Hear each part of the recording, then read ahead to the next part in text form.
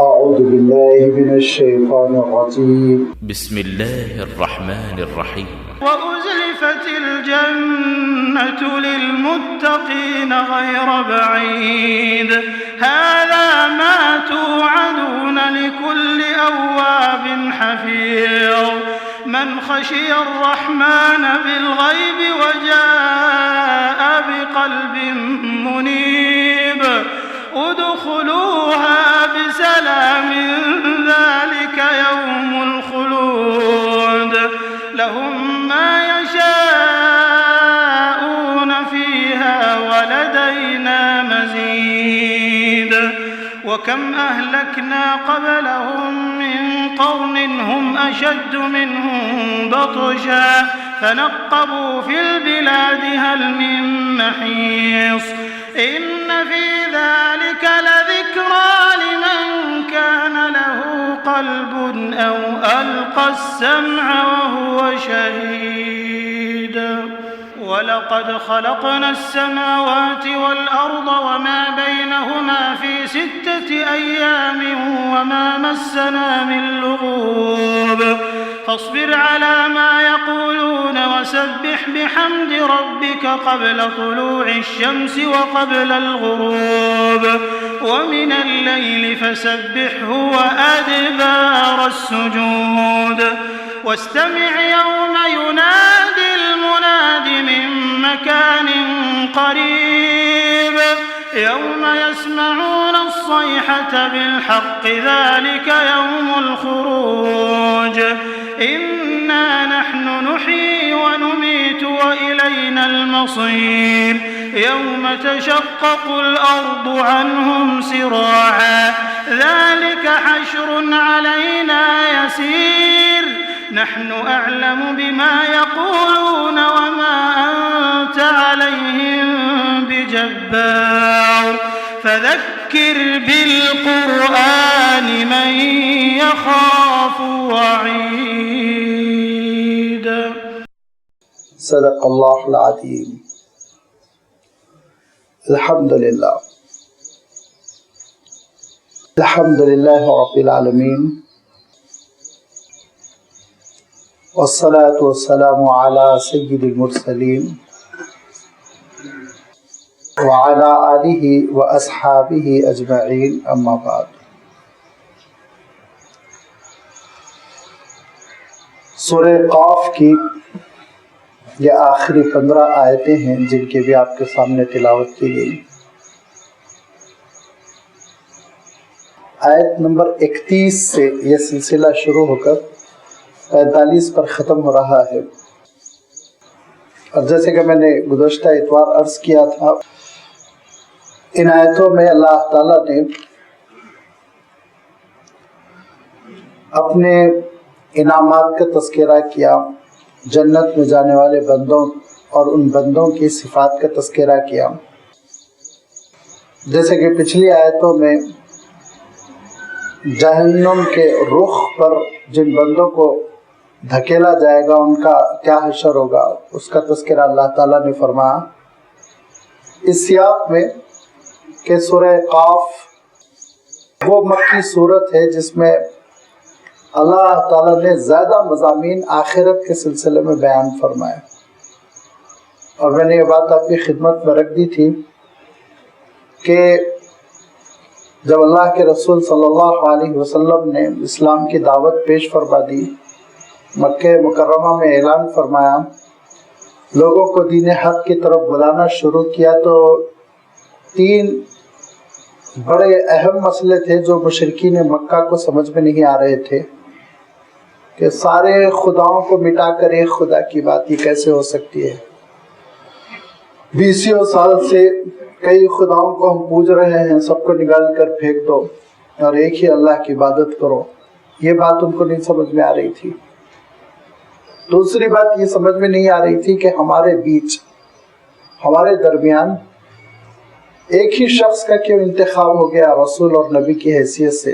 ہم خود کیوں فرشتے نہیں دیکھتے، ہم پہ کیوں نہیں وحی آ رہی ہے، ہم نے کیا قصور کیا؟ ہمارے پاس دولت ہے، ریل پیل ہے اور آل اولاد ہے، پھر یہ نبوت صرف بنی ہاشم کے ایک فرد پر کیوں؟ اور تیسری چیز کہ مرنے کے بعد جبکہ انسان سڑگل جائے گا، مٹی میں گھل مل جائے گا، خاک ہو جائے گا، ہم دیکھتے ہیں 40-50 سال بعد قبر کھودتے ہیں تو کچھ نہیں رہتا، تو پھر اللہ تعالیٰ دوبارہ کیسے زندہ کرے گا؟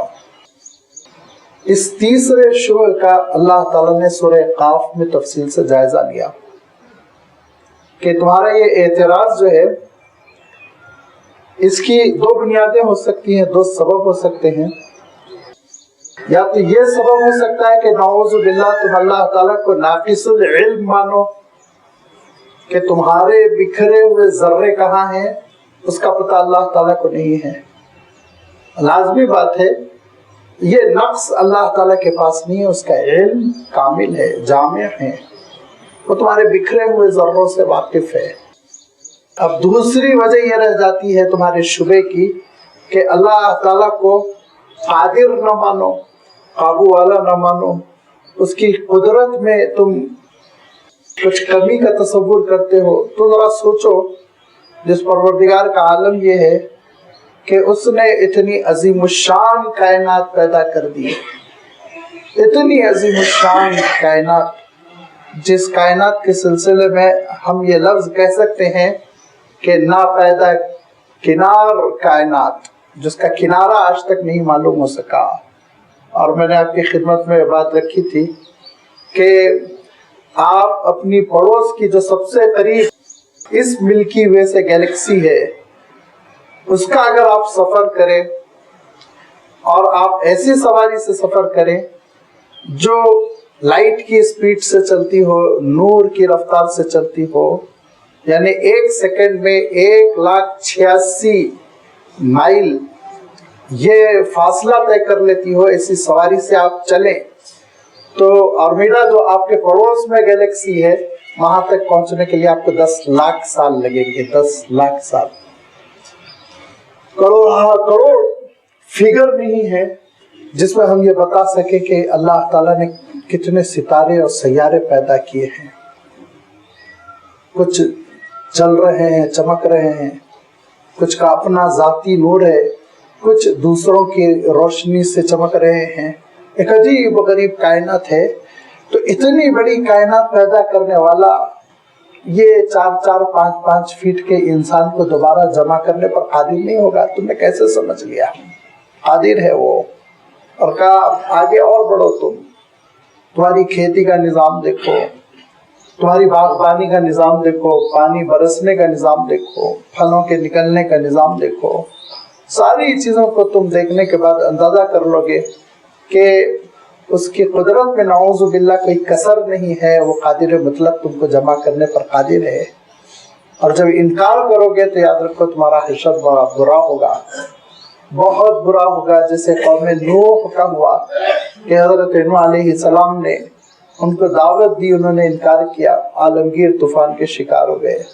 واصحاب الرسی اور کنویں والوں کا ہوا، میں نے عرض کیا تھا مختلف آراء ہے اصحاب الرس کے سلسلے میں۔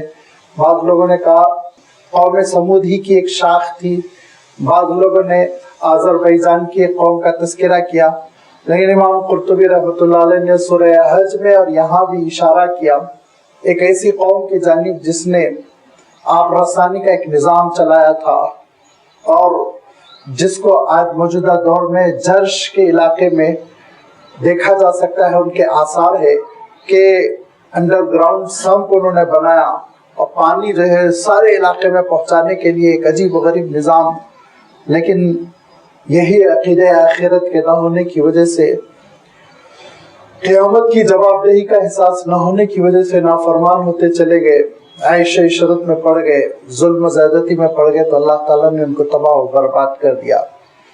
پھر اللہ تعالیٰ نے قوم سمود کا تذکرہ فرمایا، قوم عاد کا تذکرہ فرمایا، فرعون کا تذکرہ فرمایا، حضرت لوط علیہ السلام کی قوم کا تذکرہ فرمایا، اصحاب الایکہ یعنی حضرت شعیب علیہ السلام کی قوم کا تذکرہ فرمایا، وقوم تبع یمن کے جو بادشاہ تھے، تبعیہ جو کہلاتے تھے، اور جنہوں نے بہت زبردست ڈیم بنایا تھا डैब बनाने के बाद खेती बाड़ी का बहुत ही जबरदस्त उन्होंने इंतजाम किया था, लेकिन सब अल्लाह ताला ने तबाह कर दिया। जब आखिरत की जवाबदेही नहीं रही तो फिर जिंदगी में बस सेलिब्रेशन, जिंदगी में जश्न, खाना पीना, उछलना, नाफरमानी, जुल्म, ज़्यादती, लूट मार, लिहाजा अल्लाह ताला के अज़ाबों के शिकार हो गए। अल्लाह ताला इरशाद फरमाता है, अब जरा गौर कर लो तुम्हारा क्या हशर होगा। लिहाजा ये बात याद रखो कि तुम हमारी गिरफ्त में हो, और इतना गिरफ्त में हो कि तुम्हारे दिल में जो धड़कने हैं और तुम्हारे दिल में जो ख्यालात आते हैं वो सबसे अल्लाह ताला वाकिफ है, क्योंकि वनहनु अक़रबु इलैहि मिन हब्लिल वरीद, कि शायरक से भी ज्यादा अल्लाह ताला करीब है अपनी कुदरत के एतबार से, अपने इल्म के एतबार से। अल्लाह ताला की कुर्बत, ये कुदरत, ये इल्म काफी है बंदे का हिसाब किताब लेने के लिए, लेकिन उसने एक और निजाम कर दिया। इज़ यतलक़्क़ल मुतलक़्क़ियान अनिल यमीन व अनिश शिमाली क़ईद, दाएं बाएं दो फरिश्तों को उसने नामजद कर दिया है। जो दाएं फरिश्ता बैठा हुआ है नेकियां लिख रहा है, जो बाएं फरिश्ता बैठा हुआ है वो गुनाहों को लिख रहा है। और मैंने अर्ज किया था कि हुज़ूर अकरम सल्लल्लाहु अलैहि वसल्लम ने इरशाद फरमाया कि जैसे ही इंसान नेकी करता है तो जो राइट साइड पर दाएं फरिश्ता बैठा है खट से वो नेकी लिख देता है, लेकिन जब वो गुनाह करता है तो फिर बाएं बाजू जो फरिश्ता बैठा हुआ है वो जब लिखने लगता है तो दाएं बाजू का फरिश्ता कहता है जरा ठहर जाओ, सला ठहर जाओ, शायद वो तौबा करे, शायद वो नादिम हो जाए, उसको मोहलत दो। लेकिन बहरहाल जब वो तौबा नहीं करता, नादिम नहीं होता, तो रिकॉर्ड उसका तैयार होता चला जाता है, और रिकॉर्ड ऐसा होगा मा यल्फिज़ु मिन क़ौलिन इल्ला लदैहि रक़ीबुन अतीद, जो जुमला लफ्ज कहा होगा वो भी लिखा हुआ होगा। हरकत तो सकनात ही नहीं, एक्टिविटीज ही नहीं, बल्कि इंसान जो ग़ीबत कर रहा है, गाली बक रहा है, बुरी बातें कर रहा है, दूसरों को बर्बाद करने के लिए मशवरे दे रहा है, सारी चीजें रिकॉर्ड होती चली जा रही हैं। और दूसरी जगह अल्लाह ताला ने इरशाद फरमाया, जब ये नाम अमाल इंसान के सामने आएगा तो इंसान घबरा जाएगा और ये कहेगा कि इतना जामे ऐसा सारी चीजों का अहाता किया हुआ नाम अमाल, अल्लाह मैंने सोचा भी नहीं था कि इतना जामे किस्म का नाम अमाल होगा। ला युगादिरु सगीरतन वला कबीरतन इल्ला अहसाहा, छोटी बड़ी सारी चीजें रिकॉर्डेड। उसके बाद होगा ये कि ये रिकॉर्ड हो रहा है, नाम अमाल तैयार हो रहा है। अब इंसान जिंदगी बसर करते करते अचानक एक वक्त आता है, उस वक्त को अल्लाह ताला ने सकरतुल मौत से ताबीर फरमाया कि मौत की शिद्दत की वजह से जो खशी तारी हो जाती है, वो सकरात क्या होते हैं, नज़ा का आलम क्या होता है, उसकी तफसील गुज़श्ता इतवार में आपकी खिदमत में रख चुका हूँ। उस मरहले से गुजरने के बाद जबकि इंसान पछताने लगता है, उस मरहले में सोचता है काश ये न किया होता तो ज्यादा अच्छा था, ये किया होता तो अच्छा था, लेकिन वो पछतावा काम नहीं आता है। यहाँ तक कि फिर इंसान की रूह कब्ज कर ली जाती है और फिर उसके जिस्म को बतौर अमानत इस दुनिया में कहीं दफन कर दिया जाता है, और हमारे बरादरानी वतन जला देते हैं, छुट्टी कर देते हैं, लेकिन उसकी खाक है बिखरी हुई और उसकी राख है बिखरी हुई। हर हाल में इंसान इस ग्लोब में मौजूद है, यहाँ तक कि वनुफ़िख़ फ़िस्सूर ज़ालिका यौमुल वईद, सूर फूका जाएगा, पहला सूर फूका जाएगा तो एक ज़लज़ला, एक हलचल, और कायनात तबाह होनी शुरू हो जाएगी। आगे धीरे धीरे तफसील आएगी। सूरतुल क़ियामा में आप देखेंगे, सूरतुल इंशिक़ाक़ में आप देखेंगे, सूरतुल इंफ़ितार में आप देखेंगे, सूरतुल तकवीर में आप देखेंगे कि इस आलम की, इस कायनात की तबाही का अल्लाह ताला ने मंजर बयान फरमाया। सितारे कैसे टूट फूट के बिखर जाएंगे, पहाड़ कैसे रेजा रेजा हो जाएंगे, समंदर का पानी कैसे उबल पड़ेगा, धीरे धीरे ये पूरी कायनात खत्म हो जाएगी। आलम फना के बाद फिर दूसरा सूर फूका जाएगा, और दूसरा जब सूर फूका जाएगा तो वह जाअत कुल्लु नफ्सिन माअहा साइक़ुन व शहीद, के हर शख्स मैदान हशर में वो जमा कर दिया जाएगा, उसके जर्रे बिखरे हुए जमा किए जाएंगे, रूह डाल दी जाएगी। अब हजरत इंसान खड़े हुए हैं तो वो देख रहे हैं कि पीछे एक फरिश्ता है, सामने एक फरिश्ता है। साइक़ुन, पीछे वाला फरिश्ता आगे बढ़ा रहा है। ये नहीं हो सकता कि इंसान ये कोशिश करे मेरा हिसाब किताब डिले हो जाए, जरा पहले ये लंबी लाइन ये खत्म हो जाए, नहीं, آپ کی باری آ رہی ہے تو دھکے دے دے کے آگے بڑھایا جائے گا. سائقن، میں نے عرض کیا تھا کہ پیچھے سے دھکیلنے والے کو عربی میں سائقن کہتے ہیں، سامنے سے کھینچنے والے کو قائدن کہتے ہیں. یہاں لفظ سائق اللہ تعالیٰ نے ارشاد فرما کہ پیچھے سے آگے بڑھاتا چلا جائے گا ایک فرشتہ. وہ شہید اور دوسرا فرشتہ ہو بطور گواہ نام اعمال کے ساتھ چل رہا ہوگا. میں نے عرض کیا تھا کہ اکثر مفسرین کا رجحان یہ ہے کہ سائق وہ فرشتہ ہوگا جو بائیں ہاتھ پر بیٹھ کر غلط اور گناہوں کو ریکارڈ کیا کرتا تھا، اور شہید وہ فرشتہ ہوگا جو دائیں ہاتھ پر سیدھے جانب نیکیوں کو ریکارڈ کرتے تھے. یہ دونوں فرشتے کھڑے ہوئے ہوں گے، ساتھ لے کے جا رہے ہوں گے. ذرا منظر سوچئے، آج ہمارے کورٹ کا منظر ہوتا ہے، ایڈوکیٹ صاحب ہے، منشی ہے، اور پھر اس کے ساتھ انسان چلا جا رہا ہے، ججمنٹ ہونے والا ہے، پسینہ ٹپک رہا ہے، کیا ہوگا کیا نہیں ہوگا. سوچئے اس دنیا کی جو چھوٹے بڑے فیصلے کرتی ہے اس میں انسان کی یہ کیفیت ہو جاتی ہے، وہ اس عدالت عظمیٰ کا کیا عالم ہوگا جس میں خود رب پروردگار قاضی ہوگا، فیصلہ کرنے والا جج ہوگا، فرشتوں کی گواہی ہوگی، اور عالم یہ ہوگا کہ انسان کے اعضاء خود انسان کا ساتھ دینے کے لیے تیار نہیں ہوں گے. اور پھر اس وقت اس سے کہا جائے گا لقد كنت في غفلة من هذا، تم غافل پڑے ہوئے تھے، جواب دہی کا احساس نہیں تھا، آخرت کے بارے میں تم کو نبیوں اور رسولوں نے سمجھایا تھا تو تم نے سمجھنے کی کوشش نہیں کی تھی، انکار کیا تھا، لہذا جہنم میں جھونکا جائے. القیا فی جہنم کل کفار عنید، کہ ہر سرکش کافر کو جہنم کی طرف جھونک دیا جائے. اور عقیدہ آخرت کے نہ ہونے کی وجہ سے، قیامت کے دن کے جواب دہی کا احساس نہ ہونے کی وجہ سے اس کا عالم یہ تھا مناع للخیر. ایک جامع لفظ ہے، ارشاد فرمایا خود بھی خیر سے رکا ہوا، دوسروں کو بھی خیر سے روکتا تھا، خود بھی نیکی نہیں کرتا تھا، دوسروں کو بھی نیکی نہیں کرنے دیتا تھا. کیوں؟ یہ انسان کی نفسیات. یاد رکھیے کہ جب وہ خود نیکی نہیں کرتا تو وہ یہ نہیں چاہتا کہ اس کا ساتھی، اس کا بیٹا، اس کا بھائی اور اس کے احباب نیکی کریں. وہ کوشش کرتا ہے یہ لوگ بھی نیکی سے محروم رہیں، میری طرح رہیں، لہذا ماحول بناتا ہے، نیکیوں سے محرومی کا ماحول بناتا ہے. اور جو خود نیکی کرتا ہے تو انسان کی یہ نفسیات ہوتی ہے، وہ دوسروں کو بھی دعوت دیتا ہے، وہ کہتا ہے آؤ یہ بھلا کام ہے، اچھا کام ہے، کرو، میرے ساتھ شریک ہو جاؤ. لہذا مناعین کا جو ترجمہ کیا گیا، خود بھی رک جانے والا نیکیوں سے اور دوسروں کو بھی روکنے والا، منع کرنے والا، معتدن اور حد سے تجاوز کرنے والا. میں نے عرض کیا تھا خطا تو ہو جاتی ہے ابن آدم سے، لیکن حد سے جب تجاوز بندہ کر جاتا ہے تو سزا ہوتی ہے. لہذا معتدن مریبن، اس کو شک و شبہ تھا آخرت ہوگی کہ بھی نہیں ہوگی، مریں گے تو اٹھیں گے بھی کہ نہیں اٹھیں گے، ایسی زندگی گزارتا ہوا، اللہ کے ساتھ غیر اللہ کو شریک کرتا ہوا، پوری زندگی وہ تباہ و برباد کر لی. تو ارشاد فرمایا کہ فی العذاب شدید، شدید عذاب کا اس کو سامنا کرنا پڑے گا. جب جھوکا جا رہا ہوگا، دھکے دے کے جہنم کی جانب آگے بڑھایا جا رہا ہوگا، تو اس کو بہت پرانے دوست سے، اس کے جو یار غار ہوگا، اس سے ملاقات ہوگی. کس سے؟ وہ ابلیس جو اس کو بہکایا کرتا تھا.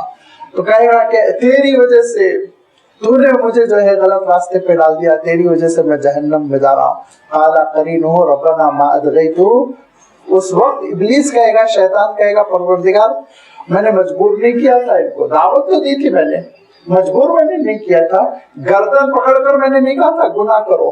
ہاں میں نے گناہ پیش کیا تھا ان کے سامنے، باقی لذت ان کو خود آ رہی تھی گناہ کرنے میں، مزے یہ خود اٹھا رہے تھے، یہ خود حرام کھا کھا کے بنگلے بنا رہے تھے، یہ خود ظلم و زیادتی کر رہے تھے، یہ خود تباہ و برباد ہو رہے تھے. لہذا ان کو ان کی پوری پنشمنٹ ملے، ان کو ان کی پوری سزا ملے. اللہ تعالیٰ ارشاد فرمائے گا قال لا تختصموا لدی، میرے سامنے اب جھگڑے کی ضرورت نہیں، جو فیصلہ کرنا ہے میں کر چکا ہوں. لکل ضعف، ارشاد فرمایا ہر ایک کو اپنی اپنی سزا بھگتنی ہے. وقد قدمت الیکم بالوعید، میں نے تم کو محروم نہیں رکھا تھا، میں نے تمہارے سامنے تم کو آگاہ کرنے والوں کو بھیجا تھا، رسولوں کو بھیجا تھا، نبیوں کو بھیجا تھا، داعیوں کو بھیجا تھا، اہل اللہ کو بھیجا تھا. تمہارے کان تک بات پڑی تھی، تمہارے دروازوں کو لوگوں نے کھٹکھٹایا تھا، تمہارے دلوں کو لوگوں نے کھٹکھٹایا تھا، سمجھانے کی کوشش کی تھی، لیکن تمہارا عالم یہ تھا گناہوں کے خوگر تھے، نافرمانی میں تم کو مزہ آتا تھا اب میرا فیصلہ نہیں بدلے گا، ما یبدل القول لدی وما انا بظلام للعبید، اور میں ذرہ برابر اپنے بندوں پر ظلم نہیں کرتا ہوں۔ انصاف کی بنیاد پر فیصلہ ہوگا اور یہ جہنم کی طرف جھوکے جائیں گے، ایک ہجوم ہوگا جو جہنم میں ڈال دیا جائے گا۔ آپ اندازہ کیجئے اللہ تعالیٰ نے صاف ارشاد فرمایا وَقَلِيلٌ مِّنْ عِبَادِيَ الشُّكُورِ، ارشاد فرمایا شکر گزار نیک بندے بہت کم ہوتے ہیں۔ آپ دیکھ لیجیے پرسنٹیج، آپ اپنے زمانے میں دیکھیے، حضور کے زمانے میں دیکھیے، حضرت موسیٰ حضرت عیسیٰ کے زمانے میں دیکھیے، حضرت نوح علیہ السلام کے زمانے میں دیکھیے کہ 950 سال کی کوشش کے بعد بتاتے ہیں کہ 80 لوگوں نے اسلام قبول کیا، باقی سب تو کفر پہ مرے۔ تو قلیل من عبادی الشکور، جنت میں جانے والوں کی تعداد یاد رکھیے کم ہوگی، جہنم وہ وہاں تو ڈیموکریسی ہوگی، پوری بھیڑ ہی جائے گی، سارے کا سارا لشکر چلا جائے گا اپنے اپنے قائدین کے ساتھ۔ لہذا ارشاد فرمایا کہ جب جنوں اور انسانوں سے جہنم کو ہم بھر دیں گے تو کہیں گے یوم نقول لجہنم هل امتلأتی، تیرا پیٹ بھر گیا، کافی ہے، ایندھن بہت مل گیا۔ تو جہنم یہ نہیں کہے گی کہ ماشاءاللہ اتنا کروڑ کا فگر ہے میرے پیٹ میں آ گیا ہے، اب میرے لیے کافی ہے، نہیں، جہنم کہے گی وہ تقول حل میں مزید، اللہ اور ہے تو ڈالیے، اور ہے تو ڈالیے، اور ابھی گنجائش ہے میرے اندر۔ اس وقت آپ صلی اللہ علیہ وسلم ارشاد فرماتے ہیں جیسے ایک آدمی کوئی چیز بھڑک جاتی ہے، جل جاتی ہے تو اس پہ پیر مار کے اس کو بجھا دیتا ہے، ایسے ہی اللہ تعالیٰ گویا کہ پیر مار کر لازم باتیں وہ اللہ کی شان ہے کہ کس طرح اللہ تعالیٰ اس کو بجھائے گا، لیکن ویسے ہی فرمایا اپنے قدم سے، رحمان کے قدم سے جہنم کا منہ بند کر دیا جائے گا، اور اس کے بعد سے خلاصہ قول قصہ ختم، جس کو جہنم میں سڑنا ہے جہنم میں سڑے گا۔ اس سے پہلے شفاعت کبریٰ اور سفارش اور معافی وات سب پہلے ہو جائیں گے، یہ آخری مرحلہ ہے جب کہ اللہ تعالیٰ جہنم کو کلوز کر دے گا بند ہمیشہ کے لیے۔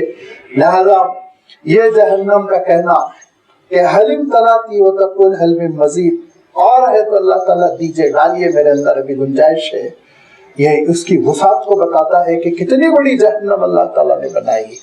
اسی لیے ایک عجیب و غریب واقعہ ہوا تھا، شاید آپ لوگوں نے سنا ہوگا کہ ایک مصر کے بڑے اچھے اسکالر تھے، سائنٹسٹ تھے وہ بیسیکلی، اور علی الطنطاوی الجوہری ان کا نام تھا۔ انہوں نے قرآن مجید کی تفسیر بھی لکھی، عرب تھے تو لازمی بات ہے عربی ان کی اپنی زبان تھی، بڑی مشہور تفسیر ہے تفسیر الجوہری کے نام سے۔ تو ان کا یورپ سفر ہوا ہے کانفرنس میں، سائنسدانوں کے ساتھ وہ بیٹھے ہوئے تھے، تو سائنٹسٹ جو زیادہ لاجک کی بنیاد پہ بات کرتے ہیں، ان میں سے کسی نے کہا کہ تم اتنے بڑے اسکالر ہو، سائنٹسٹ ہو، تم بھی کیا قرآن مجید کو اللہ تعالیٰ کا کلام سمجھتے ہو؟ انہوں نے کہا 100%، یہ قرآن مجید اللہ کا کلام ہے، 100% میرا ایمان ہے۔ کہا کیوں تم مسلمان ایسا یقین رکھتے ہو؟ انہوں نے کہا اچھا دیکھیے ایسا کیجئے کہ میں ایک آپ کو سینس دیتا ہوں، ایک کانسیپٹ دیتا ہوں، اس کو آپ اپنی زبان میں لکھیے۔ وہ کانسیپٹ یہ ہے کہ میرا مکان بہت بڑا ہے، لمبا چوڑا ہے۔ اب لوگوں نے لکھا اپنے لحاظ سے کہ بہت لمبا چوڑا، بہت بڑا، اور اس کے لیے جتنے خوبصورت الفاظ آ سکتے تھے سب جمع کیے۔ تو طنطاوی جوہری نے سب کی تعبیرات دیکھنے کے بعد کہا اب آئیے آپ اللہ کے کلام کی طرف، اللہ کے کلام کی طرف آئیے کہ اللہ تعالیٰ نے ایک مقام کی وسعت بتانے کے لیے یہ ارشاد فرمایا کہ جہنم میں جب پورے جہنمیوں کو جھونک دیا جائے گا، لَأَمْلَأَنَّ جَهَنَّمَ مِنَ الْجِنَّةِ وَالنَّاسِ أَجْمَعِينَ، جتنے ابلیس کے پیروکار ہیں ان سب کو، جن کا فگر بلینز آف بلین ہوگا، سب کو ڈال دینے کے بعد ارشاد فرمائے گا حلیم تلاتی، تیرا پیٹ بھر گیا، تقول حل میں مزید، تو کہے گی اور ہے تو ڈالو، اور ہے تو ڈالو۔ اس میں جو وسعت کا تصور ہے، لمبے چوڑے ہونے کا تصور ہے، آپ کے الفاظ کہاں یہ بیان کر سکتے ہیں، کہاں اس میں وہ تاثیر ہے، کہاں اس میں وہ ندرت ہے، وہ قدرت ہے۔ تو یہ اللہ کے کلام کا اسلوب ہے، میں کہا اسی لیے ہم اس کو اللہ کا کلام مانتے ہیں۔ یہ ہے اللہ کے کلام کی تاثیر کہ اللہ تعالیٰ نے جہنم کی وسعتوں کا تذکرہ کر دیا۔ خیال رکھو، ایسا نہ سمجھو کہ دنیا کی جیل کی طرح جگہ کی قلت ہو جائے، مصیبت ہو جائے، دوسری جگہ کا انتظام کرنا پڑے، ہرگز نہیں۔ बहुत वसी और अरीज है जहन्नम, जितने नाफरमान होंगे वो जाने के लिए तैयार हो जाए, उन सबको हम झोंक देंगे। और झोंकने के बाद फिर सारे मामलात हो जाने के बाद मैं फिर इआदा कर रहा हूँ इसका कि शफाअत कुबरा का मरहला और सिद्दीकीन, शुहदा, उलमा, कुर्रा सब सिफारिशों और सबके शफाअतों के बाद बिल अखीर जहन्नम का मुंह अल्लाह ताला फिर बंद कर देगा कि जो जहन्नम में अब वो हमेशा जहन्नम में रहेंगे, जो जन्नत में पहुंच गए उनका तज़किरा है व उज़लिफ़तिल जन्नतु लिल मुत्तक़ीन गैर बईद, और जहन्नम बहुत ही बहुत मुत्तकियों से करीब कर दी जाएगी। फिर मुसीबत वही है जो मैं अर्ज करता रहता हूँ कि जब कुफार का जिक्र हुआ तो बदले में अल्लाह ताला को कहना चाहिए था वो उज़लिफ़तिल जन्नतु लिल मुस्लिमीन गैर बईद, मुसलमानों के लिए जन्नत करीब कर दी जाएगी। लेकिन अल्लाह ताला ने तो ये नहीं इरशाद फरमाया। जहाँ जहाँ अल्लाह ताला ने इरशाद फरमाया, अभी कारी साहब आयत तिलावत कर रहे थे सूरत ज़ुमर में और दीगर तमाम मकामात पर आप देख लीजिए, इरशाद फरमाया तो क्या इरशाद फरमाया, वो उज़लिफ़तिल जन्नतु लिल मुत्तक़ीन, तक़वा शर्त है। सिर्फ इस्लाम के नाम से जन्नत में दाखिल होने में मुश्किल पेश आएगी।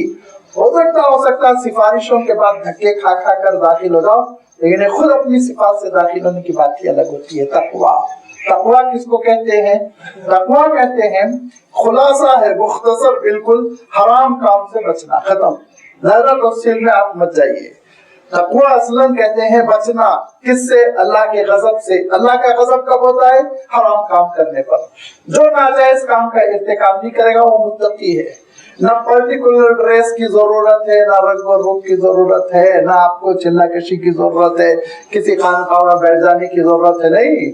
आप अपनी दुकान में मुत्तकी हो सकते, हुक्मरान ऐवान हुकूमत में मुत्तकी हो सकता है, उसी तरह जैसे इमाम मस्जिद में मुत्तकी हो सकता है। अपने अपने मैदान में तक़वा है। अल्लाह ने जिन चीजों को हराम कर दिया ना, उनका इर्तिकाब न करो, बस उनसे एहतियात करो, उनसे बचते रहो। लिहाजा ये फरमाया कि देखो, अगर तुम्हारे अंदर तक़वा है, जन्नत बहुत करीब ला दी जाएगी। उज़लिफ़त के माने भी करीब लाने के है, गैर बईद, ये भी आप जानते हैं बईद के माने दूर के होते हैं, तो इसमें भी गैर बईद में भी ताकीद कर दी गई कि बड़ी करीब जन्नत ला दी जाएगी।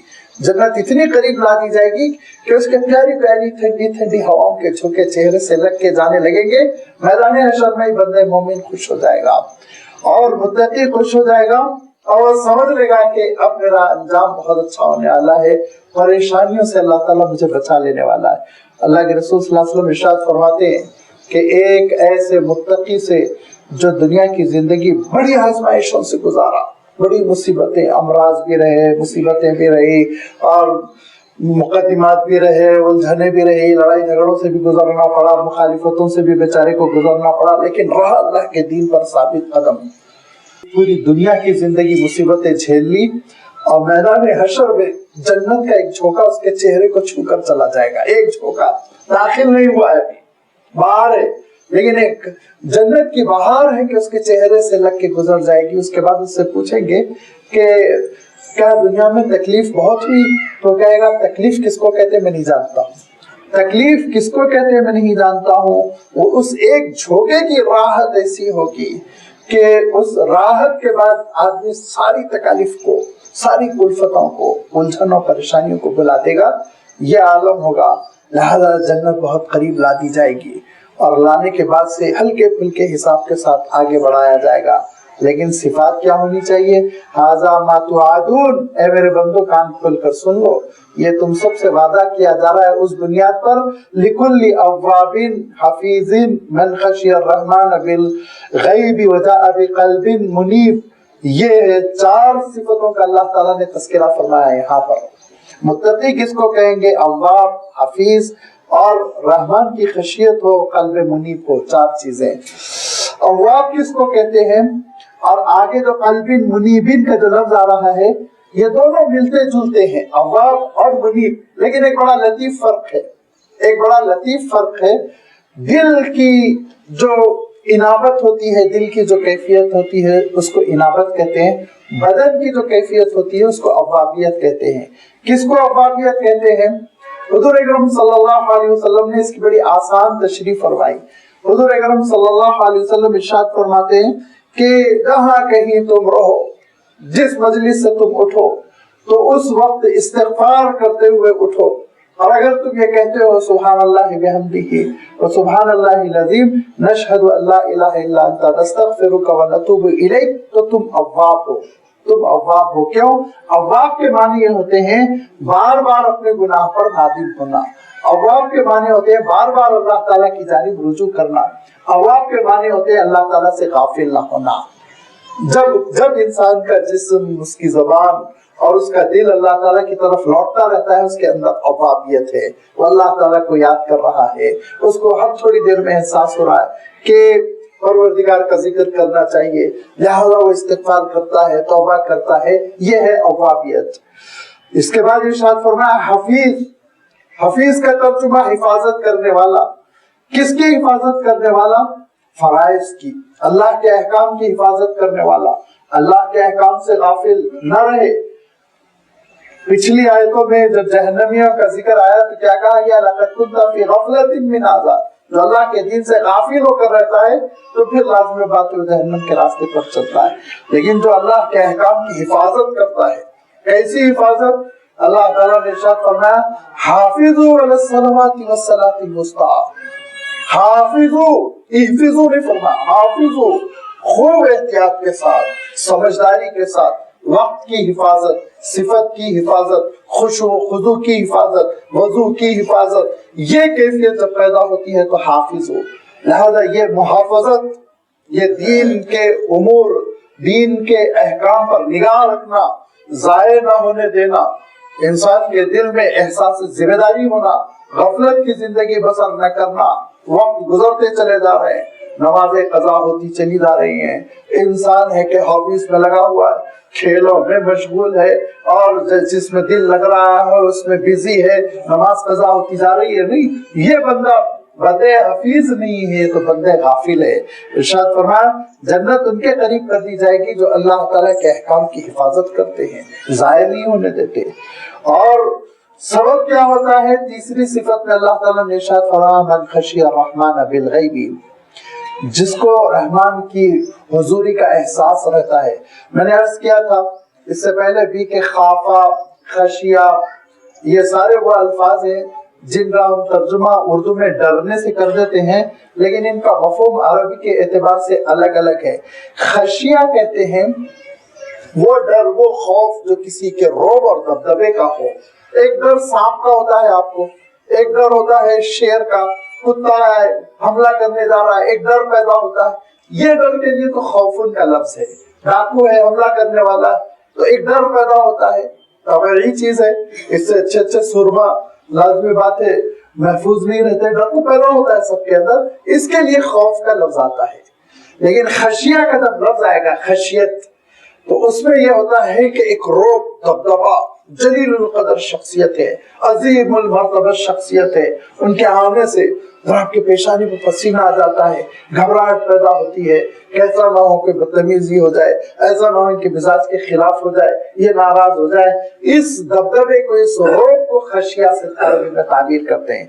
फरमाया मन खशिया रहमाना, जो रहमान का जलाल, उसका दबदबा और उसकी अजमतों का एहसास रखते हुए, हालांकि ना उसने जहन्नम देखी, ना जन्नत देखी, ना रहमान को देखा और ना फरिश्तों को देखा, गैब में ये सारी चीजें, गैब में होने के बावजूद उसके दिल में खौफ है, दबदबा है, रोब है, जलाल है, तो फिर ये उसकी जिंदगी में गफलत नहीं आ सकती, गाफिल नहीं हो सकता, फिर वो अल्लाह के अहकाम की हिफाजत करता है।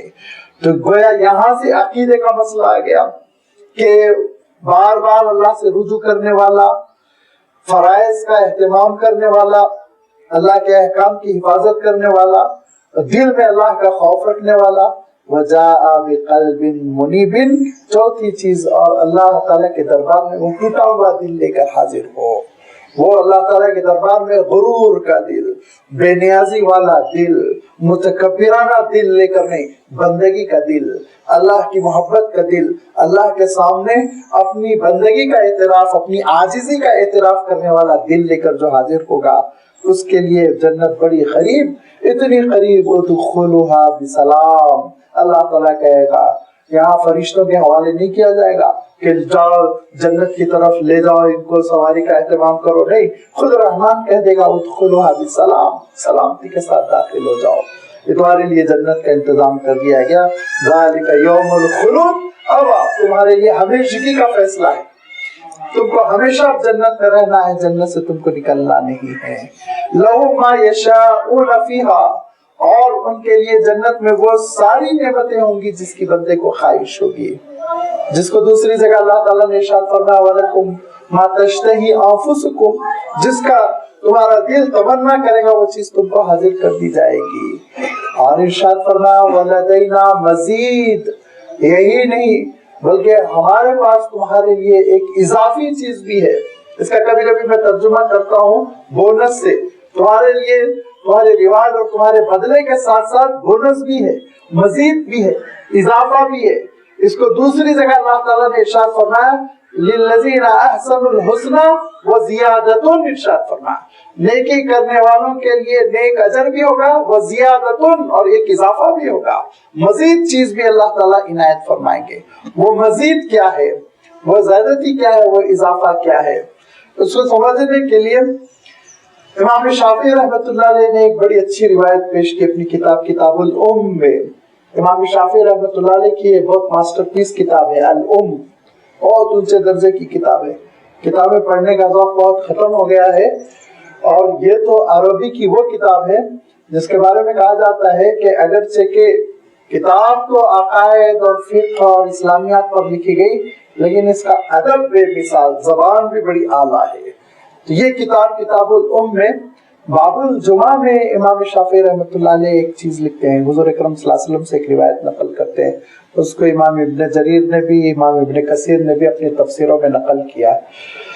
लिखते हैं कि हुजूर अकरम सल्लल्लाहु अलैहि वसल्लम के पास हजरत जिब्राइल अमीन आए, और हजरत जिब्राइल अमीन ने जुमा की फजीलत सुनाई और कहा कि ऐ अल्लाह के रसूल, आपकी उम्मत को एक दिन दिया जा रहा है जो दिन न यहूदियों को मिल सका न नसारा को, बड़ी फजीलतों वाला दिन है, जिस दिन रहमान अर्श पर मुस्तवी हुआ, मुतमक्किन हुआ, जिस दिन अल्लाह ताला ने जमीन और आसमान को पैदा करने का फैसला किया, जिस दिन हजरत आदम अलैहिस्सलाम पैदा हुए, वो जुमा का दिन है जो आपकी उम्मत को दिया जा रहा है।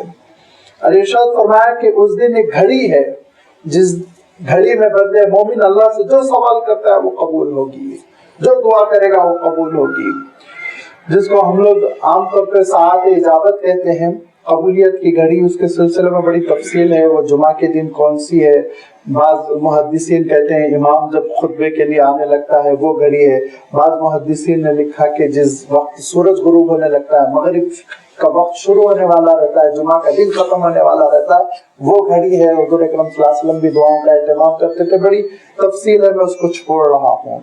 लेकिन जुमा के दिन एक घड़ी है, वो सही रिवायतों में, कई रिवायतों में आता है, जिसके बारे में आप सल्लल्लाहु अलैहि वसल्लम इरशाद फरमाते हैं कि जुमा के दिन फीही साअतुन ला यसअलुल अब्दु रब्बहु, के बंदा रब से जो दुआ करता है इल्ला व युवाफिकुहु फीही, मगर वो पूरी होकर रहती है। लिहाजा वो घड़ी तलाश करना चाहिए, वो हमारी अपनी जिम्मेदारी है। तो हजरत जिब्राइल ने कहा कि ये इस दिन की फजीलत ये है कि इस दिन एक घड़ी है, एक खास वक्त है जब बंदे मोमिन जो भी दुआ करता है वो कबूल हो जाती है। और फरमाया कि इसके साथ साथ यौमुल मजीद में उसके लिए एक नेमत है। तो हुजूर ने पूछा ये यौमुल मजीद क्या है ए जिब्राइल, यौमुल मजीद क्या है? तो हजरत जिब्राइल ने कहा यौमुल मजीद, अल्लाह के रसूल जब सब जन्नत में दाखिल हो जाएंगे तो जन्नत के एक मैदान में, जिस मैदान में और रेती या मट्टी नहीं होगी बल्कि उसकी रेत और मट्टी, उसका फर्श मुश्क से होगा, उसमें सारे बंदे मोमिन जमा होंगे और नूरानी याकूत और जुबरजत, जब कीमती पत्थर होते हैं, ये स्टोन्स, ये हीरे जिसको आप कह सकते हैं, कि याकूत और जुबरजत के मिंबर होंगे जिसपे अंबिया बैठे होंगे, शुहदा बैठे होंगे, सिद्दीकीन बैठे होंगे और सारे जन्नती जमा होंगे। उस वक्त अल्लाह ताला अपने बंदों से ये कहेगा कि ए मेरे बंदो, तुमको जो तमन्ना करना है मुझसे कर लो, मैं उसको पूरा करूंगा। तो बंदे ये कहेंगे परवरदिगार, हमारी तमन्ना ये है کہ آج کے بعد آپ ہم سے ناراض نہ ہوں، تو اللہ تعالیٰ ارشاد فرمائے گا میں تم سے وعدہ کرتا ہوں کہ اب میں تم سے کبھی ناراض نہیں رہوں گا، اب ہمیشہ کے لیے میرا رضوان، میری خوشنودی تمہارے نام میں لکھ دوں گا۔ اور اس کے ساتھ ساتھ میں تم کو ایک مزید چیز دینا چاہتا ہوں، ایک مزید انعام دینا چاہتا ہوں۔ بندے پوچھیں گے پروردگار ورضوان من اللہ اکبر، آپ کی رضامندی سے بڑھ کے اور کیا چیز ہو سکتی ہے؟ اللہ تعالیٰ ارشاد فرمائے گا کہ تو اپنی نگاہیں اٹھاؤ۔ جب بندے نگاہیں اٹھائیں گے تو اللہ تعالیٰ کے نور کی تجلی کریں گے، اللہ تعالیٰ کے نور کو ملاحظہ کریں گے۔ آپ صلی اللہ علیہ وسلم ارشاد فرماتے ہیں کہ تم اللہ تعالیٰ کے نور کو ایسے دیکھو گے جیسے 14ویں کے چاند کو دیکھتے ہو، نہ تمہاری نگاہیں چندی آئیں گی، نہ تم کو آنکھوں میں تپش و حرارت محسوس ہوگی۔ یہ ہے مزید جس کے بارے میں اللہ تعالیٰ ارشاد فرماتا ہے وَلَدَيْنَا مزید، اور ہمارے پاس ایک مزید چیز بھی ہے، ایک اضافہ بھی ہے۔ لیکن اس مزید کو کھول کر اس لیے نہیں بیان کیا کہ جیسے ہم عام زندگی میں کہتے ہیں نا ایک سرپرائز ہے، وہ ایک کیفیت ہے، ایک عجیب و غریب چیز ہے، ایک اضافہ ہے، ایک اور فضل ہے جو ہم تم کو عنایت کریں گے، اس سے بڑھ کر کوئی چیز نہیں ہوگی۔ تو اس کو یوم المزید کہا گیا، جس دن اللہ تعالیٰ کی جنتی بندے اللہ تعالیٰ کی رؤیت کریں گے اور اس کے نور کی رؤیت کریں گے۔ ارشاد فرمایا یہ ہے جنت میں ملنے والی نعمتیں، لیکن یاد رکھو اس کے لیے شرط ہے تقوی، اس کے لیے شرط ہے اوابیت، استغفار، اللہ تعالیٰ کی طرف لوٹنا، اس کے لیے شرط ہے اللہ کے احکام کی حفاظت کرنا، اس کے لیے شرط ہے تمہارے دل میں خوف و خشیت ہونا، اور اس کے لیے شرط ہے تمہارے قلب میں انابت ہونا، عاجزی ہونا، بندگی ہونا، انکساری ہونا، غرور نہ ہونا۔ یہ صفات لے کر پروردگار کے دربار میں حاضر ہو جاؤ گے تو پھر تم کو یہ ساری وہ نعمتیں ہیں جو ملے گی۔ اور اگر یہ صفات نہیں ہے، غفلت ہے، غرور ہے، بے نیازی ہے، تکبر ہے، اور اللہ تعالیٰ کے احکام سے سرکشی ہے، تو کان کھول کر سن لو کما اہلکنا قبلہم من قرن، کتنی نسلوں کو ہم نے برباد کر دیا، ختم کر دیا۔ اللہ تعالیٰ کے سامنے کیا ہے؟ ہم اشد منہم بطشا، اور تم سے کہیں زیادہ وہ طاقتور تھے، ان کی طاقتوں میں اندازہ لگاؤ۔ میں عرض کرتا رہتا ہوں نا کہ جو 400-500 کلومیٹر کے علاقے کے پہاڑوں کو چھید ڈالے اور ان میں پورے مکان تراش لے، ان کی کیسی صلاحیت رہی ہوگی، کیسی طاقت رہی ہوگی، آپ اندازہ کیجئے۔ لیکن جب اللہ تعالیٰ کا فیصلہ آیا تو نہیں بچ سکے۔ فَنَقَّبُوا فِي الْبِلَادِ هَلْ مِن مَحِيصٍ، عجیب و غریب منظر کشی کی۔ آپ کبھی ایسے جانوروں پر جیسے چوہوں پر یا چونٹیوں پر جو خوب بھیڑ لگا دیتے ہیں، بڑی تعداد میں جمع ہو جاتے ہیں، ان کو ختم کرنے کے لیے کچھ واٹر چھڑکے، تو آپ ذرا دیکھیے جو جس رخ پہ ہے اس رخ پہ بھاگتا ہے اپنے آپ کو بچانے کے لیے۔ اس کو کہتے ہیں وَنَقَّبُوا فِي الْبِلَادِ، جب میرا عذاب آیا تو جو جس طرف منہ اٹھایا تھا اس طرف دوڑ رہا تھا، نقبوا فی البلاد، ادھر ادھر بھاگتے چلے گئے، حل من محیص، کہ کہیں نجات مل جائے، کہیں نجات مل جائے، نجات نہیں ملی، نجات نہیں ملی، چاروں طرف بھاگتے چلے گئے، ادھر سر چھپانے کی کوشش کی، ادھر سر چھپانے کی کوشش کی، ادھر اللہ کے عذاب سے بچنے کی کوشش کی، ادھر اللہ کے عذاب سے بچنے کی کوشش کی، لیکن نہیں بچ سکے، نہیں بچ سکے۔ چاروں طرف سے اللہ تعالیٰ گھیر لیتا ہے، تباہ و برباد کر دیتا ہے۔ لہذا اس اللہ تعالیٰ کے نظام کو سمجھو، اس کی قدرت کو سمجھو، اور پھر اس کے بعد سے تم اپنے اندر فرما برداری پیدا کرو۔ ان فی ذلک لذکریٰ، ان سارے واقعات میں، اللہ کی نشانیوں میں اور اللہ کی قدرت کی نرنگیوں میں بڑا سامان ہے نصیحت کا، لیکن کن کے لیے؟ دو باتیں اللہ تعالیٰ نے ارشاد فرمائی، ان فی ذلک لذکریٰ، اس میں بہت نصیحت کا سامان ہے، لمن کان لہ قلب، جس کے اندر ہوش ہے، جس کے اندر شعور ہے، جس کے اندر سمجھنے کی صلاحیت ہے، یا پھر ایک تو ایک انسان ذکی ہو، سمجھدار ہو، باشعور ہو، خود وہ حقیقتوں کو سمجھتا ہو، اور اگر یہ نہیں ہے تو فرمایا او القی السمع، سننے کی صلاحیت ہو، فرمانبرداری کی صلاحیت ہو۔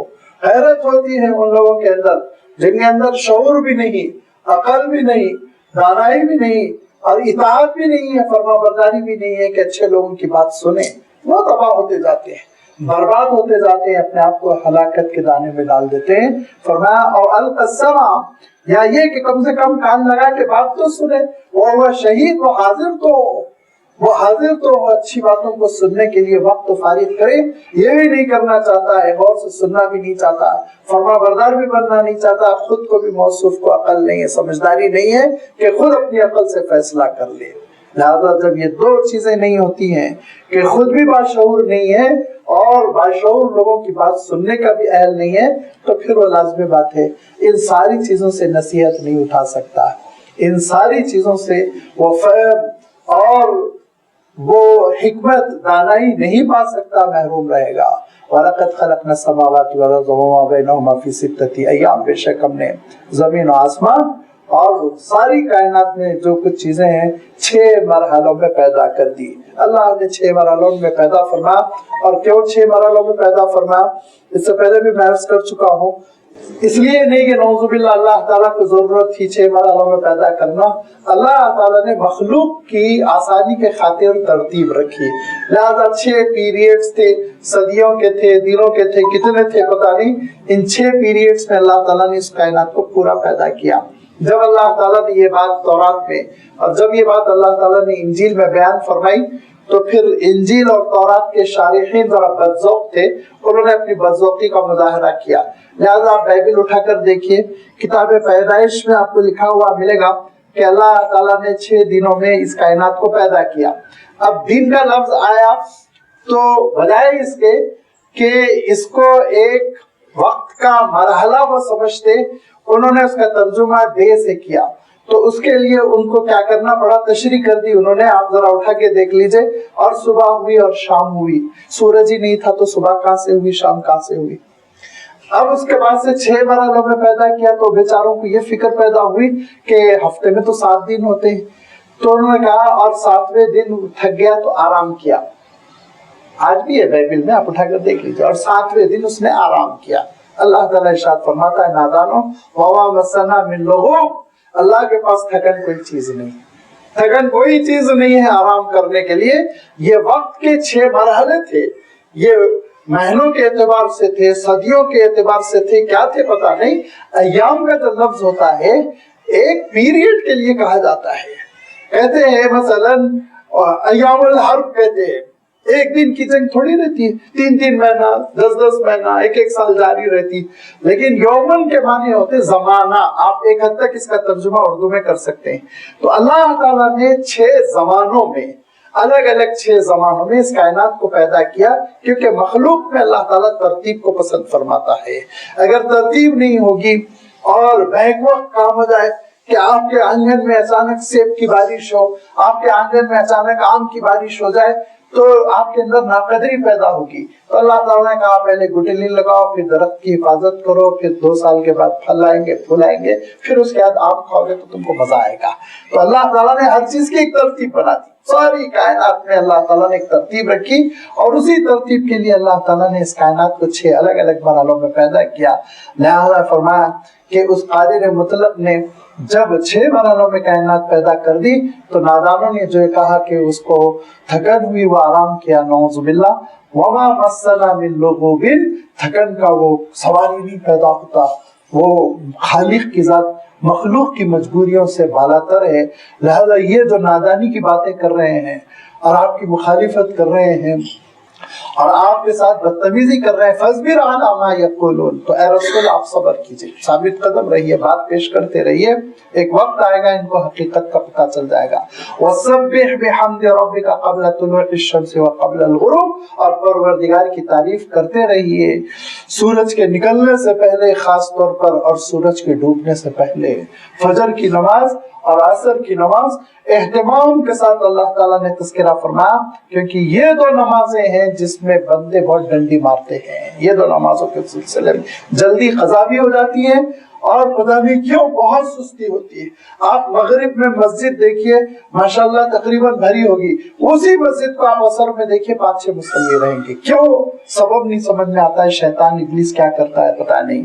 لہذا اللہ کے رسول صلی اللہ علیہ وسلم ارشاد فرمایا کرتے تھے کہ اگر تم जन्नत की आला नेमतें हासिल करना चाहते हो और रुयत बारी ताला का भी मैंने तस्करा किया, अल्लाह के नूर का मुशाहिदा। फरमाया अगर तुम अल्लाह के नूर का मुशाहिदा करना चाहते हो तो फिर तुम अपनी फजर और अपनी असर पर निगाह रखो, फजर और असर को कज़ा ना होने दो। इरशाद फरमाया, फरमाते थे जिसकी असर कज़ा हो गई उसके तो घर वालों को निचोड़ दिया गया। इरशाद फरमाया घर वालों से उसको महरूम कर दिया, बेबरकती से उसको दो चार कर दिया गया। लिहाजा अल्लाह ताला ने यहाँ ताकीद की क़ब्ल तुलूइ शम्सी व क़ब्ल गुरूब, सूरज के निकलने से पहले पहले नमाज फजर, क़ब्ल गुरूब, गुरूब होने से पहले पहले नमाज असर, वो मिनल लैल, गुरूब हो जाने के बाद जब रात शुरू हो जाए तो फिर पहली नमाज मगरिब और दूसरी नमाज इशा। वो मिनल लैल फसब्बिहु, और रात में भी तुमको इबादत करनी है, रात की भी दो नमाजें हैं। ज़ोहर का तज़किरा यहाँ नहीं है। अल्लाह ताला ने दूसरे मकामात पे इरशाद फरमाया लिदुलूकी शम्सी, के सूरज के ज़वाल के साथ साथ भी तुमको नमाज पढ़नी होगी। लिहाजा पांचों नमाजों का वक्त मुख्तलिफ आयतों में अल्लाह ताला ने तज़किरा फरमाया। और इरशाद फरमाया व अदबार सुजूद, और सजदों के बाद भी अल्लाह का जिक्र किया करो। इसकी दो तशरीह की गई। एक तशरीह तो ये की गई कि फराइज के बाद अल्लाह ताला ने जो नमाजें रखी हैं जिसको हम सुन्नत मुअक्कदा कहते हैं, बाज़ सुन्नत गैर मुअक्कदा है, उनका भी एहतमाम होना चाहिए। इसीलिए ताकीद के साथ उलमा ने लिखा कि सिवाय फजर और असर के हर नमाज के बाद 2 रकात आप सल्लल्लाहु अलैहि वसल्लम पढ़ते थे। जोहर बाद ताकीद के साथ 2 रकात पढ़ते थे, मगरिब बाद ताकीद के साथ 2 रकात पढ़ते थे, और इशा के बाद ताकीद के साथ 2 रकात, और फिर उसके बाद आप सल्लल्लाहु अलैहि वसल्लम आराम फरमाते थे। और आखिरी शब में उठने के बाद 8 रकातें बहुत इत्मीनान के साथ, फिर 3 रकात वितर की, इस तरह 11 रकातें तहज्जुद की आप तहज्जुद के वक्त अदा फरमाया करते थे। तो अदबार सुजूद दुबुर कहते हैं बाद में, पीछे। लिहाजा अदबार सुजूद के माने ये कि नमाजों और सजदों के बाद भी अल्लाह का जिक्र करना है, और कुछ नवाफिल हैं, कुछ सुनन है जिनका तुमको एहतमाम करना चाहिए, उनको फरामोश नहीं करना चाहिए। आजकल जो कल्चर निकला हुआ है कि आम तौर पर सुन्नतों को अहमियत नहीं देते, वो बड़ी गलत बात है। याद रखिए आप सल्लल्लाहु अलैहि वसल्लम ने साफ इरशाद फरमाया, और हम लोगों को बहुत समझने के लिए ये हदीस काफी है कि आप सल्लल्लाहु अलैहि वसल्लम ने इरशाद फरमाया जब मैदान हशर में नमाजों का हिसाब किताब होगा तो जब फराइज में फाल्ट निकल आएगा, कमी निकल आएगी, तो अल्लाह ताला कहेगा इनकी सुन्नतों को देखो, नवाफिल को देखो, और सुन्नतों के जरिए से उस कमी को पूरा कर दिया जाएगा। अब हमारी फर्ज नमाजें कैसी है आप खुद अंदाजा कर लीजिए। हमारी फर्ज नमाजें कैसी है, कितनी कोताहियां हैं। अब उसके बाद लिस्ट में नवाफिल भी ना हो, सुन्नतें भी ना हो, तो कितना परेशान हो जाएंगे मैदान हशर में। किससे मांगेंगे नमाजें? इमाम साहब से मांगेंगे, मुअज्जिन से मांगेंगे, लेने के देने पड़ जाएंगे। इसीलिए जो अल्लाह के रसूल सल्लल्लाहु अलैहि वसल्लम एहतिमाम के साथ नमाजें पढ़ते थे, उलमा ने आपकी सहूलत के लिए कहा सुन्नत मुअक्कदा, सुन्नत गैर मुअक्कदा, सुन्नत सुन्नत है। अल्लाह के रसूल सल्लल्लाहु अलैहि वसल्लम फजर से पहले 2 रकात कभी नहीं छोड़ते थे, और उसके लिए अदबार नुजूम का जो लफ्ज आया है दूसरी जगह कहा कि उससे सुन्नत फजर ही मुराद है, कि सितारों के गुरूब के बाद तुमको 2 रकात पढ़ना चाहिए। अदबार नुजूम और भी तशरीहात है, वो एक अलग मकाम है। यहाँ मैं अर्ज कर रहा था कि फिर हुजूर अकरम सल्लल्लाहु अलैहि वसल्लम जोहर से पहले कुछ सुन्नतें पढ़ते थे 4 रकात, फिर जोहर के बाद 2 रकात, और अगर वक्त हो गया तो और 2 रकात नफिल कभी पढ़ लेते थे, कभी छोड़ देते थे, लेकिन 2 रकात बहुत ताकीद के साथ पढ़ते थे। ऐसे ही मगरिब के बाद 2 रकात बहुत ताकीद के साथ पढ़ते थे, इशा के बाद 2 रकात बहुत ताकीद के साथ, अक्सर नहीं छोड़ते थे सिवाय सफर वफर के। इससे पता चला कि ये बहुत ताकीदी सुन्नतें हैं, इसीलिए इनको सुन्नत मुअक्कदा कहा गया। कम से कम इनका तो एहतमाम होना चाहिए, सुन्नत मुअक्कदा का तो कम से कम एहतमाम होना चाहिए। उस सिलसिले में हमको सुस्ती नहीं करनी चाहिए। अब बेचारे वो एनआरआई जिन्होंने सऊदीया में वक्त गुजारा, तो उन्होंने देखा कि वहाँ अरब में लोग नमाज पढ़ते ही फर्ज निकल जाते हैं, तो जो देखा आपने वो उलमा को नहीं देखा, वो लेबर को देखा, मजदूर को देखा। वो भी यार इंडोनेशिया के आए हुए हैं, मलेशिया के आए हुए हैं, यमनी है, वो उन लोगों का आलम ये है कि चाय की दुकान खोलनी है, ये खोलना है, फौरन निकल आते हैं। जो अहले इल्म है, अहलुल्लाह है, नेक है, उनको देखिए आप, वो सुन्नतें अदा करते हैं, सुन्नतों के सिलसिले में सुस्ती नहीं करते। हमसे कहीं ज्यादा वो पाबंद है। और आलम ये है, मुसीबत ये है कि کہا یہ گیا کہ اچھائی جہاں ہے وہاں سے حاصل کر لو، اور ہمارا عالم یہ ہے برائی جہاں ہے وہاں سے حاصل کر لیتے ہیں۔ ان کی نماز کی پابندی تو نہیں لائے ہوں، اذان ہوتے ہی جیسے دکان چھوڑ کر مچھلی کی طرح تڑپتا ہوا مسجد بھاگتا، وہ صفت تو نہیں لی، سنتیں چھوڑنے کی صفت لے لی۔ یہ غلط سسٹم ہے۔ خود با صفا اچھی باتیں جو ہے نا وہ سیکھنا چاہیے۔ اگر ان کے اندر کوتاہیاں ہیں، کوتاہی ہے، کوتاہی تھوڑی سیکھی جاتی، غلط بات تھوڑی سیکھی جاتی، لہذا سنتوں کا اہتمام ہونا چاہیے۔ ایک تشریح تو یہی کی گئی، ادبار سجود سے مراد فرض سجدوں اور فرض نمازوں کے بعد بھی کچھ نمازیں ہیں، تم ان کا اہتمام کرو۔ دوسری تشریح یہ کی گئی کہ نماز کے بعد کا ذکر، اس کا اہتمام کیا جائے، اور نماز کے بعد کے ذکر میں ایک ذکر کا خاص طور پر مفسرین نے تذکرہ کیا، جس کا آپ عام طور پر تذکرہ سنتے رہتے ہوں گے فضائل کی چیزوں میں، کہ حضور اکرم صلی اللہ علیہ وسلم کی خدمت میں کچھ مہاجرین، وہ غریب صحابہ آئے جو مالی طور پر بیکورڈ تھے، پیسے نہیں تھے ان کے پاس، اور کہا کہ اللہ کے رسول ذہب اہل الدثور بالاجور، پیسے والے تو بہت اجر لے کے چلے گئے، ہم تو خالی ہاتھ رہ گئے۔ حضور نے پوچھا کیا معاملہ ہے؟ کہا کہ وہ لوگ غلام آزاد کرتے ہیں خرید کے، ہمارے پاس پیسے نہیں ہے کہ ہم غلام آزاد، وہ لوگ صدقات دیتے ہیں، لوگوں کے کھانوں کا انتظام کرتے ہیں، غریبوں کی مدد کرتے ہیں، یتیموں کی کفالت کرتے ہیں، ہمارے پاس پیسے ہی نہیں ہے کہ ہم کر سکیں، لہذا ہم کو اجر بہت کم ملے گا، ان کو اجر تو زیادہ ملے گا۔ حضور نے فرمایا میں تم کو ایک ایسا ذکر نہ بتلا دوں کہ جس کا کوئی بدل نہیں ہے، اجر ہی اجر۔ انہوں نے کہا کہ کیوں نہیں اللہ کے رسول، آپ بتلا دیں۔ آپ صلی اللہ علیہ وسلم نے فرمایا تسبحون 33 تحمدون 33 وتکبرون 33 کہ 33 مرتبہ سبحان اللہ کہو، 33 مرتبہ الحمدللہ، 33 مرتبہ اللہ اکبر، اور یہ 99 ہو گئے، آخری 100 کو مکمل کر لو، یہ کہتے ہوئے کہ لا الہ الا اللہ وحدہ لا شریک لہ وہو علی کل شیء قدیر، یہ کہتے ہوئے تم یہ 100 کی تسبیح مکمل کر لو تو تم کو خوب اجر ملے گا۔ وہ لوگ یہ ذکر لے کر چلے گئے، ایک ہفتے 2 ہفتے کے بعد پھر آئے، کہا اللہ کے رسول پھر ایک مسئلہ ہو گیا۔ کہا اب کیا مسئلہ ہو؟ وہ امیروں کو بھی یہ ذکر معلوم ہو گیا، وہ بھی کر رہے ہیں۔ تو حضور نے فرمایا ذالک فضل اللہ یؤتیہ من یشاء، یہ اللہ کا فضل ہے جس سے تم کسی کو محروم نہیں کر سکتے۔ وہ اگر پڑھ رہا ہے نمازیں، وہ اگر عبادت بھی کر رہا ہے، وہ حج بھی کر رہا ہے، وہ خیر خیرات بھی کر رہا ہے، تو اس کو توفیق ملی ہے، اللہ تعالیٰ دیا ہے، وہ کر رہا ہے، تو لازمی بات ہے وہ بیچارے کو صرف امیر ہونے کی بنیاد پہ اجر سے تھوڑی محروم کر دیا جائے گا۔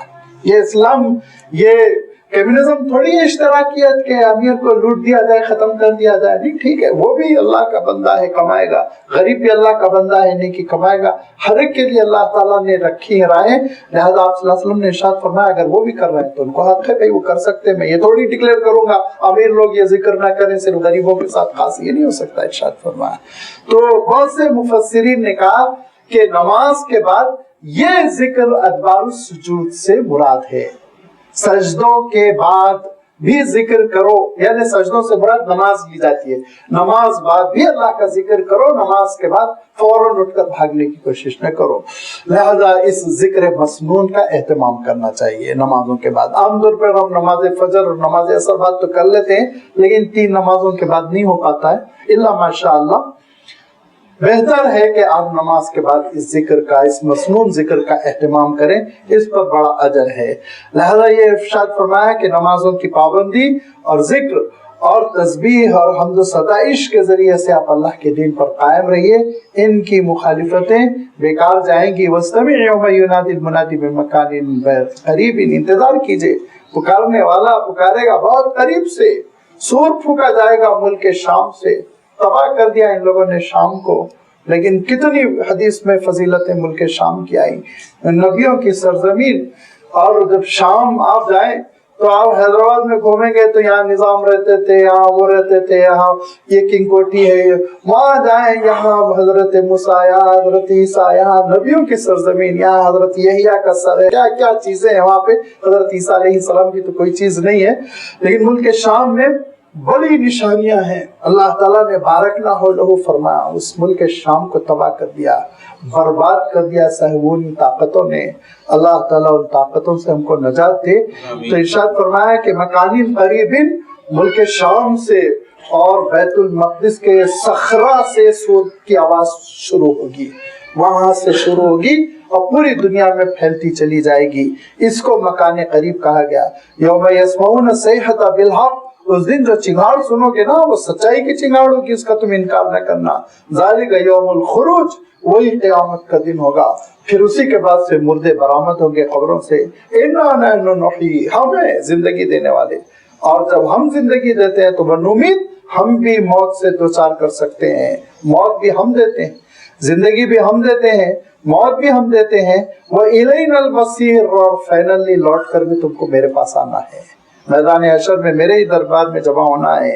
यौम तशक्ककुल अर्ज़ु अन्हुम सिराआ, जमीन फटेगी, बहुत तेजी से निकलोगे, देर नहीं लगेगी, देर नहीं लगेगी। इरशाद फरमाया धीरे धीरे मटेरियल जमा हो रहा है, आधे घंटे के बाद फिर वो खड़ा हो रहा है, 5 घंटे के बाद रूडालीदारी नहीं, मिनटों में सेकंडों में हो जाएगा। तुम निकलोगे, खड़े हो जाओगे। ज़ालिका हशरुन अलैना यसीर, ये मैदान हशर में तुम्हारा जमा कर देना हमारे लिए बहुत आसान है। बंदो तुम नहीं समझे, तुम हमारे लिए मुश्किल समझते हो, नहीं, बहुत आसान है। बड़ी आसानी के साथ मैदान हशर में हम तुमको जमा कर देंगे। नहनु आलिमु बिमा यक़ूलून, लोग जो कुछ कह रहे हैं उन सब से हम वाकिफ हैं। वमा अंत अलैहिम बिजब्बार, लेकिन अल्लाह के रसूल आपको उन पर दारोगा नहीं बनाया गया कि आप उनकी गर्दनों में रस्सी बांध बांध कर इस्लाम में दाखिल करें, नहीं, आपका काम दावत देना है। फदक्किर बिल कुरान, तो कुरान मजीद के जरिए से आप उनको नसीहत कीजिए। मैं यखाफु वईद, जो अल्लाह की इस वईद से, अल्लाह के वादों से और मैदान हशर की तबाहियों और बर्बादियों से आगाह होना चाह रहा है, नाकामियों से वाकिफ होना चाह रहा है, उसके सामने आप कुरान मजीद रखिए। कुरान मजीद के जरिए से आप तस्कीर का काम कीजिए। ये है अल्लाह के रसूल सल्लल्लाहु अलैहि वसल्लम को जो हुक्म दिया गया, फज़क्किर बिल कुरान में यखाफु वईद, कि कुरान मजीद के जरिए से इस्लाह होगी, कलामुल्लाह के जरिए से लोगों की जिंदगी में तब्दीली पैदा की जाएगी। हजरत अबू बकर फरमाते थे, इस उम्मत के आखिरी फर्द की भी इस्लाह होगी तो उसी नुस्खे से होगी जिस नुस्खे से मेरी हुई पहले फर्द की है, कुरान पाक। कुरान पाक मलफूजात से नहीं, कहानियों से नहीं, किस्सों से नहीं, और शेर व शायरी से नहीं। अगर इस्लाह होगी और उम्मत के अंदर तब्दीली पैदा होगी तो अल्लाह ताला के इस कलाम से। हजरत अली रज़ी अल्लाह ताला अन्हु कूफे में है, और हारिस अल आवर आपके करीबी शागिर्द हैं, हारिस अल आवर, वो मस्जिद में है कूफे की, और लोगों के झगड़े, इख्तिलाफात और रास्ते में चढ़ा चढ़ा के तफसीरें करना, तकरीरें करना सब सुन रहे हैं। सुनते सुनते वो हजरत अली के हुजरे में गए और कहने लगे, अमीरुल मोमिनीन, अजीब लोगों का आलम है, ये वो बातें इधर उधर की, ईरान की तौरान की कर रहे हैं, और झगड़े इख्तिलाफात मस्जिद में हो रहे हैं, अपनी अपनी राय पेश की जा रही। तो हजरत अली ने कहा, ऐसा हो रहा है मस्जिद में? कहा जी ऐसा हो रहा है। कहा मुझे वो वक्त याद आ रहा है कि मस्जिद नबवी में भी सहाबा बातचीत कर रहे थे और अपने अपने ख्यालात सुना रहे थे कि हुजूर अकरम सल्लल्लाहु अलैहि वसल्लम बाहर तशरीफ लाए, और बाहर तशरीफ लाने के बाद ये इरशाद फरमाया, सतकुनुल फितनु कक़िताइल लैलिल मुज़लिम, मुसलमानों फितने इतने होने वाले जैसे तारीक रात, सिया रात छा जाती है, ऐसी फितने छा जाएंगे तुम पर। तो सहाबा ने पूछा, या रसूल अल्लाह मल मखरज मिनहा, इन फितनों से हम कैसे बचे?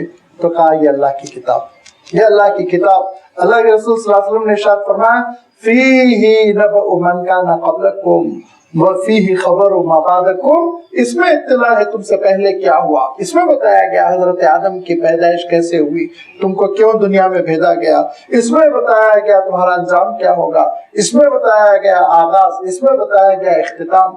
इरशाद फरमाया, ये अल्लाह ताला की किताब है जिसमें अल्लाह ताला ने सारी तुम्हारी जरूरियात का तज़किरा फरमा दिया। ये वो किताब है जो दिल लगी नहीं है, संजीदगी है। ये वो किताब है जो मौजज़ात ही मौजज़ात है। ये वो किताब है जिसके मौजज़ात खत्म नहीं होते हैं। ये वो किताब है कि जिसको सुनना था कि जिनों के कदम ठिठक कर रुक गए। ये वो किताब है जिसके जरिए से अल्लाह ताला हिदायत देता है, और इस किताब से हट के जो हिदायत तलब करता है अल्लाह उसको जलील और रुस्वा करता है, अल्लाह ताला उसको जलील और रुस्वा कर देता है। इरशाद फरमाया, और इरशाद फरमाया वो किताब है इसके जरिए से जब जजमेंट होगा तो आदल होगा। ये वो किताब है, इस पर जब अमल होगा तो नजात होगी। ये वो किताब है, जब इसकी दावत दी जाएगी तो सिरात मुस्तकीम की दावत होगी। और अल्लाह की इस किताब से ही उम्मत के अंदर बेतवज्जोही, सारी चीजों पर तवज्जो, अल्लाह की किताब पर तवज्जो नहीं, न इसको सीखना चाहते, न सुनना चाहते, न समझना चाहते, न जिंदगी में नाफिज करना चाहते। अल्लाह ताला हम सबको तौफीक दे कि हम अल्लाह के कलाम से गाफिल होकर न मरे, हम अल्लाह के कलाम को समझने वाले और उस पर अमल पैरा होने वाले बने। व आखिरु दावाना अनिल हम्दुलिल्लाहि रब्बिल आलमीन।